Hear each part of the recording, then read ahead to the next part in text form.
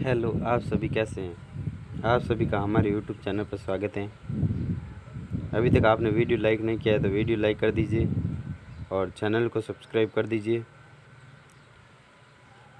तो आज हम अध्याय लिख रहे हैं नियोजन और विकास। हमारे पिछले अध्याय भी हो गए हैं, काफ़ी अध्याय हो गए हैं।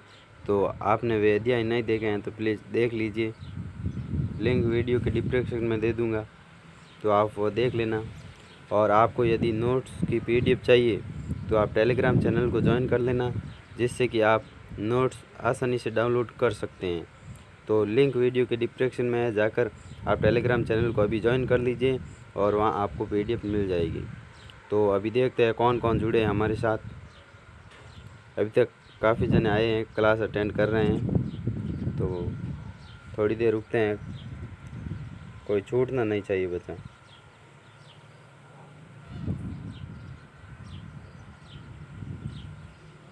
तो हम अभी क्लास को शुरू करते हैं, नियोजन और विकास। तो हमारा नियोजन वाला अध्याय है, तो ये इतना भी हार्ड नहीं है ये अध्याय, तो हो जाएगा। तो हम अध्याय को शुरू करते हैं। भारत में 1950 में सरकार द्वारा योजना आयोग का गठन किया गया। तो यहाँ से एक क्वेश्चन आ रहा है कि भारत में योजना आयोग का गठन कब किया गया। तो क्वेश्चन आ भी जाए तो 1950 में किया गया था। भारत ने स्वतंत्रता के पश्चात योजनाबद्ध तरीके से विकास का रास्ता चुना। भारत के सामने सोवियत संघ का मॉडल था। सोवियत संघ स्टालिन के नेतृत्व में 1928 में योजनाबद्ध तरीके से विकास प्रारंभ किया। एम विश्वेश्वरैया जो अर्थशास्त्री थे और उन्होंने 1934 में प्लान इकोनॉमी फॉर इंडिया एक पुस्तक लिखी थी। इस पुस्तक में विश्वेश्वरैया ने यह दावा प्रस्तुत किया कि भारत इस नीति से 10 वर्षों में अपनी राष्ट्रीय आय यहाँ आय आएगा, यहाँ टाइप नहीं हुआ, राष्ट्रीय आय आपको दोगुनी कर सकता है, आपकी राष्ट्रीय आय को दोगुनी कर सकता है। बम्बई योजना 1944, श्री मन्ना नारायण जो अर्थशास्त्री थे, और गांधीवादी योजना जयप्रकाश नारायण जिन्होंने लिखी सर्वोदय योजना, और मानवेंद्र नाथ राय जिन्होंने लिखी जन योजना आयोग, और संविधान निकाय। संविधान निकाय क्या है, यहाँ फिर मैं थोड़ा आपके लिए ठीक कर रहा हूँ जिससे आपको आसानी समझ आ जाए। यहाँ लिखा संविधानोत्तर निकाय, ऐसा निकाय जिसका उल्लेख संविधान में नहीं किया गया हो। ये कुछ ऐसा भी आ सकता है कि संविधान निकाय क्या है, आप इसे समझिए। तो ऐसा निकाय जिसका उल्लेख संविधान में नहीं किया गया हो तथा संविधान लागू होने के पश्चात बनाए गए हो।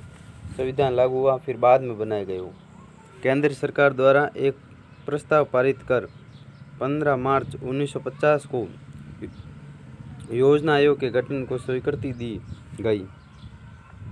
योजना आयोग के अध्यक्ष का दायित्व प्रधानमंत्री पर था।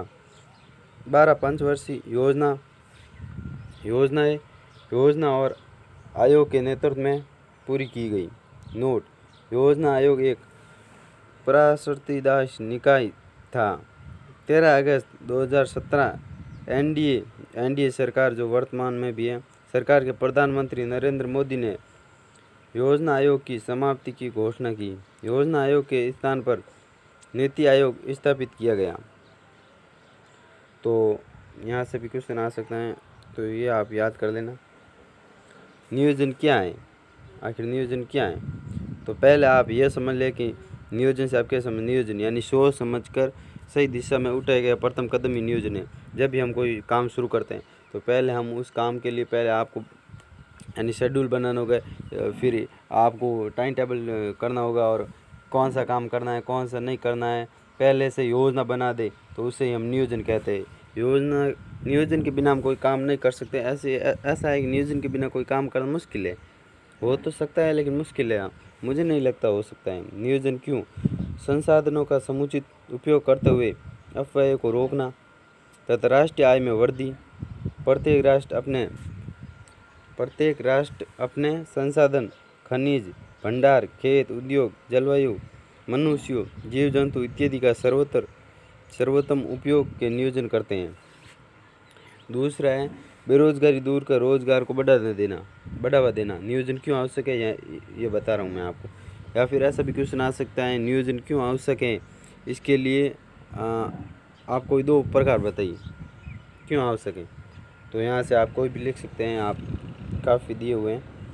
कौशल विकास करना और आर्थिक असमानता कम करना, संपूर्ण राष्ट्र का विकास यानी संपूर्ण राष्ट्र का विकास, प्रति व्यक्ति आय और राष्ट्रीय आय में वृद्धि करना, सामाजिक उन्नति, समाज के सभी लोगों के जीवन स्तर को उन्नत बनाना या बनाया जाए, राष्ट्र की आत्मनिर्भरता, जन कल्याण।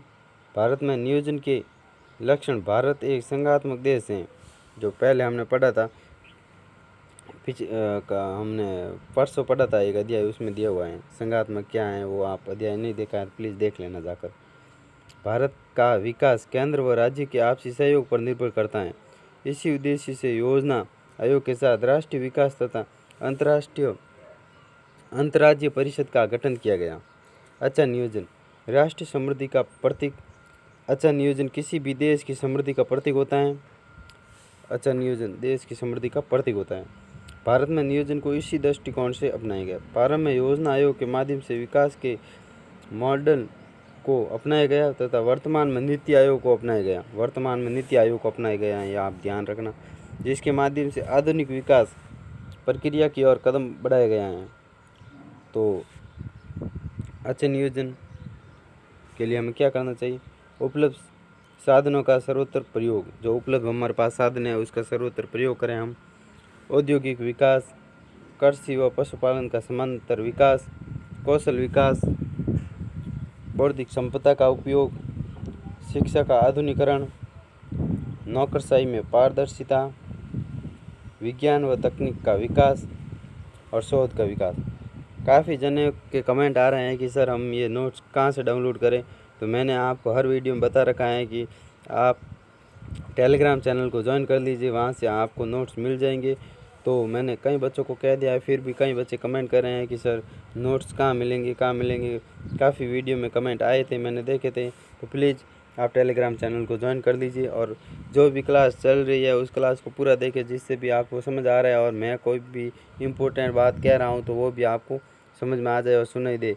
काफ़ी जनों को मैं कह रहा हूँ वीडियो के अंदर, मुझे नहीं लगता कि आप वीडियो देखा है कि नहीं देखा है।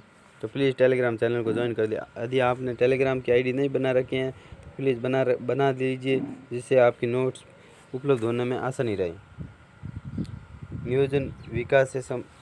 नियोजन और विकास एक दूसरे के लिए अति आवश्यक है। नियोजन के बिना विकास की कल्पना करना काफ़ी कठिन है। मैंने कहा ना, नियोजन के बिना विकास की कल्पना करना या काम करना काफ़ी कठिन है।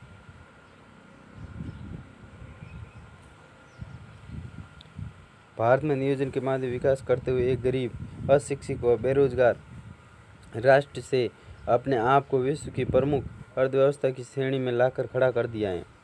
नीति आयोग गठन के आधार देखते हैं अभी। विकास में राज्य की भूमिका सक्रिय, केंद्र व राज्य। विकास में राज्य की भूमिका सक्रिय यानी केंद्र व राज्य।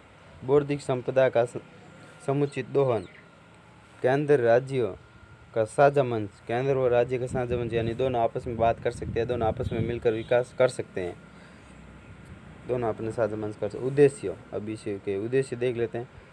नीति आयोग 1 जनवरी 2015 को नीति आयोग बना, यह आप नोट कर लेना। केंद्र सरकार के एक संकल्प पत्र से नीति national institute for transformation India, ये नीति आयोग का इंग्लिश में पूरा नाम दिया गया है, यह आप याद कर लेना। प्रधानमंत्री व मुख्यमंत्री मिलकर राष्ट्रीय विकास का एजेंडा या कार्यक्रम तय करेंगे। ये उद्देश्य हैं। राज्य के साथ संरचनात्मक सहयोग, ग्रामीण स्तर से विकास प्रारंभ होना चाहिए।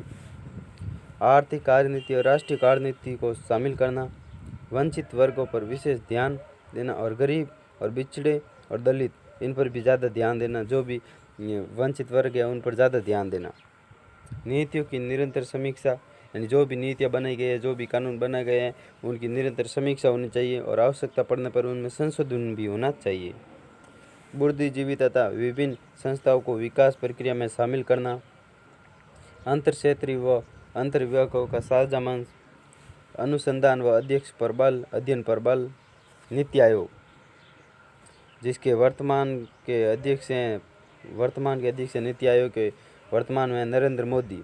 तो क्वेश्चन आ भी जाए तो आप लिख देना वर्तमान में नीति आयोग के अध्यक्ष नरेंद्र मोदी, यह आप नोट कर लेना। उपाध्यक्ष कौन है नीति आयोग के? डॉक्टर राजीव कुमार, और डॉक्टर अरविंद पनगाड़िया का स्थान लिया है। पूर्वकालीन सदस्य, स्थायी सदस्य, वर्तमान में वीके सारस्वत और दूसरा प्रोफेसर रमेश चंद्र। पूर्वकालीन सदस्य की बात कर रहा हूँ मैं। डॉक्टर वीके पाल पदेन सदस्य, और मंत्रिमंडल के सदस्य जिनकी नियुक्ति प्रधानमंत्री द्वारा की जाती है। वर्तमान में मंत्रिमंडल के सदस्य देख लीजिए आप, जो राजनाथ सिंह है जो रक्षा मंत्री है अभी वर्तमान में, और अमित शाह जो गृह मंत्री है, निर्मला सीतारमण जो वित्त मंत्री है, नरेंद्र सिंह तोमर जो कृषि मंत्री है, विशेष आमंत्रित सदस्य बौद्धिक जगत। वर्तमान मुख्य कार्यकारिणी अधिकारी डॉक्टर अमिताभ कांत। शहरीय परिषद क्षेत्रीय समस्याओं या मामलों का समाधान करने के लिए क्षेत्रीय परिषद का गठन किया गया। इस परिषद में संबंधित राज्यों के मुख्यमंत्री तथा केंद्र शासित प्रदेशों में मुख्यमंत्री तथा उपराज्यपाल जहाँ विधानसभा ना हो और ना होंगे। क्षेत्रीय परिषदों की बैठकों की अध्यक्षता उपाध्यक्ष के द्वारा की जाती है। Note, NITI Aayog governor council नीति पदाधिकारी व सदस्यों की चर्चा भी गई है। यहाँ पर शायद टाइपिंग ठीक नहीं हुई है, टाइपिंग में मिस्टेक हो गई है, तो ये आप नोट ना करें। यहाँ पर टाइपिंग से मुझे लगता है मिस्टेक हो गई है, इसके लिए माफ़ी चाहता हूँ। तो आज के वीडियो में इतना ही। प्लीज़ वीडियो को लाइक कर दीजिए और चैनल को सब्सक्राइब कर दीजिए, और यदि आप हमारे चैनल पर नए जुड़े हैं तो प्लीज़ चैनल को सब्सक्राइब, और पास में आपको घंटी वाला बटन दिखाई दे रहा है, उस बटन को दबाकर ऑल पर क्लिक कर दीजिए, जिससे मैं जो भी न्यू वीडियो लेके आऊँ और उसका नोटिफिकेशन आपको सबसे पहले मिले। तो आपने टेलीग्राम चैनल ज्वाइन नहीं किया तो टेलीग्राम चैनल ज्वाइन कर लीजिए। मैंने आप इस वीडियो में 2-3 बार कह दिया है कि टेलीग्राम चैनल को ज्वाइन कर लीजिए, जिससे आपको नोट्स पाने में आसानी हो। तो आज के वीडियो में इतना ही, धन्यवाद।